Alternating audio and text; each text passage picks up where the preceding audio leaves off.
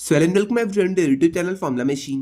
तो आज की वीडियो में हम आईआईटी मद्रास बीएस से रिलेटेड दो ऐसे चेंजेस के बारे में बात करेंगे जो कि आपके 2026 वाले टर्म से इंप्लीमेंट हो जाएंगे। तो फर्स्ट चेंज आपका ग्रेडिंग डॉक्यूमेंट में है। ओके, आई थिंक आपने अब तक ये पढ़ लिया होगा, अगर नहीं पढ़ा है तो आज की वीडियो में हम इसे डिस्कस कर लेंगे। और जो सेकंड चेंज है अपना, वो आपका फीस स्ट्रक्चर में, जो कि आपको हैंडबुक में मिलेगा। ओके, तो उसके बारे में भी हम आगे बात करेंगे। बस फर्स्टली हम स्टार्ट करते हैं अपने ग्रेडिंग डॉक्यूमेंट वाले चेंज से। ओके, तो चलिए फर्स्ट वाला जो अपना चेंज है वो है अपना weightage for graded assignment in foundation level course is made 0। Okay, अब यहां पे जो फाउंडेशन लेवल में हमारे ग्रेडेड असाइनमेंट्स होते थे उसका वेटेज अब यहां पे 0 हो चुका है। अब कुछ लोग कहेंगे भैया इसका वेटेज तो 0 हो गया, बट यहां पे मार्क्स कैसे ऐड होंगे, असाइनमेंट्स की वैल्यू क्या होगी? तो देखिए, जो असाइनमेंट्स में आपके क्वेश्चंस आते थे वो अब आपके 10 मार्क्स के क्वेश्चंस इंक्लूड हो जाएंगे आपके क्विजेज में या फिर आपके एंड टर्म में। अब इसको मैं बहुत ही क्लियर लैंग्वेज में बताता हूं। जैसे कि आपका क्विज 1 होता है, फॉर एग्जांपल हम मान लेते हैं हमारा क्विज 1 होता है। क्विज 1 में हमारे 4 वीक्स के टॉपिक्स आते हैं। ओके, 4 वीक हमें पढ़ाया जाता है और हमारा क्विज 1 हो जाता है। अब 4 वीक की वो जो असाइनमेंट्स आपके रहेंगे उनकी वेटेज तो आपकी 0 हो जाएगी। ओके, तो ये आपका क्लियर है कि आपकी उनकी वेटेज 0 हो गई। बट जो उनमें क्वेश्चंस रहेंगे वो आपके सेम सिमिलर आपके रिपीट हो जाएंगे आपके क्विज 1 के एग्जाम में। ओके, तो वही आपकी सेम चीज रहेगी, आपके क्विज 1 एग्जाम में वैसे ही क्वेश्चंस आ जाएंगे और उनकी जो वेटेज रहेगी वो आपकी 10 मार्क्स की रहेगी। आई थिंक अब आपको क्लियर हो गया होगा। ग्रेडेड असाइनमेंट की आपकी वैल्यू जो है फाउंडेशन लेवल की वो आपकी 0 हो गई है, बट जो ग्रेडेड असाइनमेंट के आपके क्वेश्चंस हैं वो आपके क्विज 1 एंड टर्म क्विज 2 में भी रिपीट होंगे। ओके, तो आपको इसे पढ़ना है, आपको इसे भूलना नहीं है।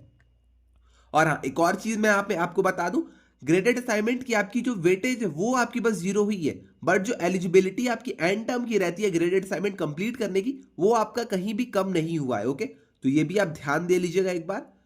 वीक 7 का eligibility for final exams most of the courses depend upon average assignment score of best of 5 out of 7 weeks assignment. Okay, तो ये तो आपको पता होगा, एंड टर्म देने के लिए जो आपकी एलिजिबिलिटी रहती है, एक कंडीशन ये भी है कि आपके जो स्कोर्स होने चाहिए 7 वीक, जो आपके बेस्ट ऑफ 7 वीक्स रहने चाहिए।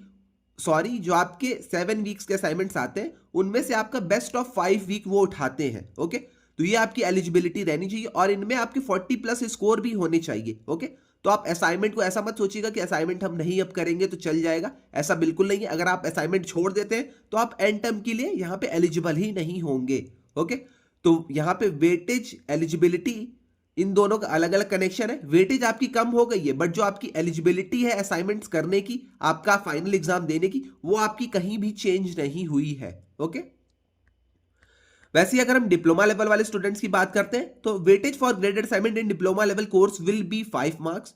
तो यहां पे आपकी जो वेटेज है वो आपके 5 मार्क्स हो गए, और जो 5 नंबर और एक्स्ट्रा आपके एड ऑन रहते थे वो आपके 5 नंबर के आपके क्वेश्चंस आ जाएंगे आपके एंड टर्म और फिर अपने क्विजेज में। ओके, तो सेम थिंग जो कि आपकी फाउंडेशन लेवल में थी, 0 मार्क्स हो गई थी वेटेज, और उनके 10 क्वेश्चंस आपके एंड टर्म और क्विजेज में आएंगे। वही सेम चीज यहाँ पे है, आपके यहाँ पे 5 नंबर हो गया है वेटेज, और आपके जो 5 नंबर के और जो आपका मतलब क्वेश्चंस रहेंगे 5 नंबर के, वो आपके एंड टर्म और क्विजेज में आएंगे। ओके, और जो भी डिग्री वाले स्टूडेंट्स हैं तो वेटेज उनका ग्रेडेड असाइनमेंट का अनचेंज्ड है, और ये अभी तक चेंज नहीं हुआ और चेंज होगा भी नहीं, आई थिंक। ओके, अब ये चीज हो गई। अब कुछ लोग वही सोच रहे होंगे कि भैया वेटेज वाला सीन है, एलिजिबिलिटी वाला भी सीन रहेगा। तो हाँ, एलिजिबिलिटी वाला सीन अभी तक है, ये आपका हटा नहीं है, आपको असाइनमेंट्स करने पड़ेंगे सारे। ओके, क्योंकि अगर आप असाइनमेंट्स नहीं करते, आपके एवरेज जो स्कोरिंग है वो आपकी 40 प्लस नहीं रहेगी, तो ये आपको आगे जाने नहीं देंगे, आपको फाइनल एग्जाम देने नहीं देंगे, तो आपका पूरा टर्म वहां पे बर्बाद हो जाएगा। ओके, तो इसलिए मैं कह रहा हूं आप अपने असाइनमेंट्स को करिएगा। मार्क्स कम आते हैं, मार्क्स ज्यादा आते हैं, वो उतना मतलब मैटर नहीं करता है, बट आपको ट्राई करना है, आप अपने सारे असाइनमेंट्स को करिएगा, क्योंकि यहाँ पे एलिजिबिलिटी जो आपकी फाइनल एग्जाम की है वो आपकी बेस्ट ऑफ 5 असाइनमेंट्स रहेंगे फ्रॉम 7 असाइनमेंट्स। ओके, तो इतनी चीज आई थिंक आपको क्लियर हो गई होगी। फर्स्ट वाला हमने ग्रेडिंग डॉक्यूमेंट्स का अपना जो मेजर चेंज था वो देख लिया। अब हम चलते हैं फीस स्ट्रक्चर वाले चेंज पे अपने हैंडबुक पे। तो जैसा कि आपको पता था कि आपकी जो फीस है एग्जिस्टिंग स्टूडेंट की 2025 सितंबर टर्म तक के स्टूडेंट्स की, वो आपकी 32,000 रुपीज थी फाउंडेशन लेवल की, 1,25,000 रुपीज थी आपकी डिप्लोमा की। ओके, तो आप यहां पे देख सकते हैं 1,000 रुपीज पर क्रेडिट था, 32 क्रेडिट्स आपके यहां पे होते हैं, तो आपके 32,000 रुपीज फीस थी। अब ये आपकी जो रिवाइज फीस आई है, अगर आपको यहाँ नहीं समझ में आ रहा है चार्ट में, तो आप यहाँ देख सकते हैं। फाउंडेशन लेवल की आपकी 32,000 रुपीज फीस थी, डिप्लोमा की आपकी 62,000 फीस थी। ओके, वैसे बीएससी की आपकी यहाँ पे आप देख सकते हैं, इसमें ये वाली फीस इंक्लूडेड है। ओके, ऐसा मत सोचिएगा कि डिप्लोमा की फीस भैया 1,25,000 है, ऐसा नहीं है। इसमें आपकी 32,000 वाली फीस भी इंक्लूडेड है। तो टोटल फीस अगर आप देखेंगे 3,25,000 से लेके 3,87,000 सॉरी 3.25 लाख से लेके 3.87 लाख तक थी। ओके, तो ये आपकी टोटल फीस होने वाली थी बीएस लेवल तक की। बट अब इसमें थोड़े से चेंजेस आ गए हैं। तो यहां पे आप देख सकते हैं revised fees for students who join the foundation level from 2026 Jain term.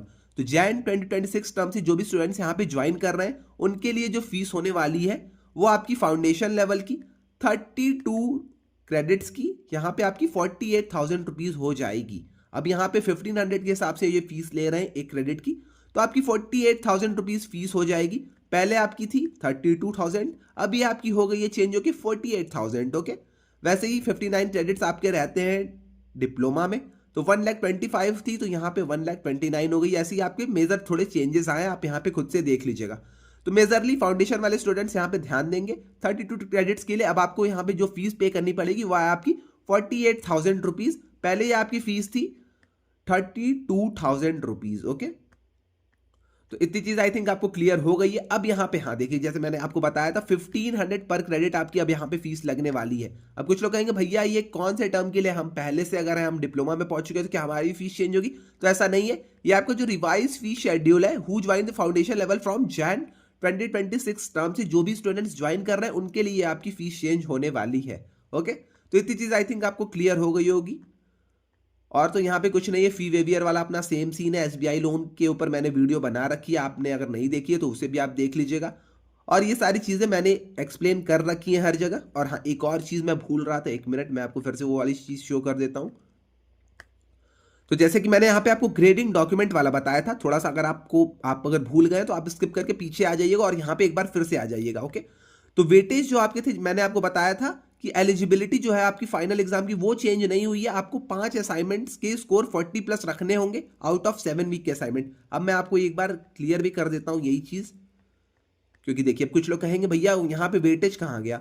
अब देखिए, अब जो टोटल स्कोरिंग की जो आपकी मार्क्स की स्कोरिंग होगी वो आपकी कैसे होगी मैं आपको बता देता हूं।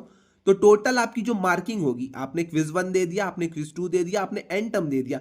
अब आपकी जो फाइनल मार्किंग आएगी कि आप पास हैं या फिर फेल है इस टर्म में, वो कैसी होगी? अब देखिए, मैक्सिमम लिया जाएगा। ओके, मैक्सिमम लिया जाएगा। यहां पे देखिए 0.6 आपका फाइनल की मार्क्स रहेगा। 0.6 आपका अगर फाइनल में मार्क्स है तो 0.6 आपके मतलब फाइनल वाला जो मार्क्स है उसका 0.6% लिया जाएगा। अब इसके आगे अगर आप जाएंगे तो 0.3 आपका लिया जाएगा क्विज 1 या फिर क्विज 2 जिसमें आपके मार्क्स ज्यादा हैं। ओके, तो वेटेज आप यहां पे बहुत ही ध्यान से देखिएगा। 60% के करीब आपका वेटेज यहां पे है, 30% के करीब आपका यहां पे वेटेज है। तो 0.6 आपका यहां पे लिया जाएगा फाइनल का वेटेज। 30 के करीब आपका 0.3 आपका मैक्सिमम लिया जाएगा, या तो क्विज 1 से या तो आपका क्विज 2 से। ओके, तो ये आपका पहला फॉर्मूला था। आप यहां से यहां तक इसको एक फॉर्मूला मान सकते हैं, क्योंकि यहां पे दो तरीके से ये आपके मार्क्स को कैलकुलेट करते हैं। आपका फर्स्ट वे था।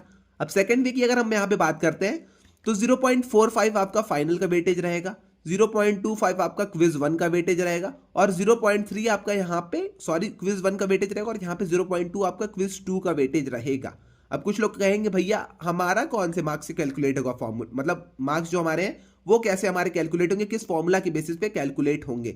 तो जिस फॉर्मूला से आपके मार्क्स ज्यादा आते हैं वो उस वाले फॉर्मूला से आईआईटीएम आपके मार्क्स को कैलकुलेट करेगा। ओके, अगर आपने फाइनल में बहुत अच्छा कर रखा है तो 0.6 वाला आपका यहां पे लग सकता है। अगर आपने फाइनल में थोड़ा सा इधर उधर कर लिया है, मतलब आपके मार्क्स अच्छे नहीं आए, तो आपका सेकंड वाला फॉर्मूला लग सकता है। तो एट ऑल अगर मैं कहूं कि जिस वाले फॉर्मूला से आपके मार्क्स ज्यादा आते हैं वो वाला फॉर्मूला आपका यहां पे यूज करेगा आईआईटीएम आपके मार्क्स के लिए। ओके, तो यहां पे आप देख पाएंगे कि आपका यहां पे अब ग्रेडेड असाइनमेंट का वेटेज इन्होंने हटा दिया है फॉर्मूला में से भी। ओके, इतनी चीज आई थिंक क्लियर हो गई होगी। और जो मैंने आपको बताया था eligibility to write final exam, यहां पे भी आप एक बार खुद से देख लीजिएगा। ये एलिजिबिलिटी आपकी चेंज नहीं हुई है, आपको असाइनमेंट्स देने पड़ेंगे। ओके, तो इतनी चीज आई थिंक आपको क्लियर हो गई होगी। इसके रिगार्डिंग अगर आपको डाउट आता है तो आप कमेंट सेक्शन में आके मुझसे पूछ सकते हैं, मैं वहां पे उसका आंसर कर दूंगा। ओके, तो आज के लिए बस इतना ही रहने देते हैं। लाइक करते जाइएगा चैनल को, सब्सक्राइब करते जाइएगा चैनल को। ओके, तो आज के लिए बस इतना ही, मिलते हैं नेक्स्ट वीडियो में। Till then bye bye.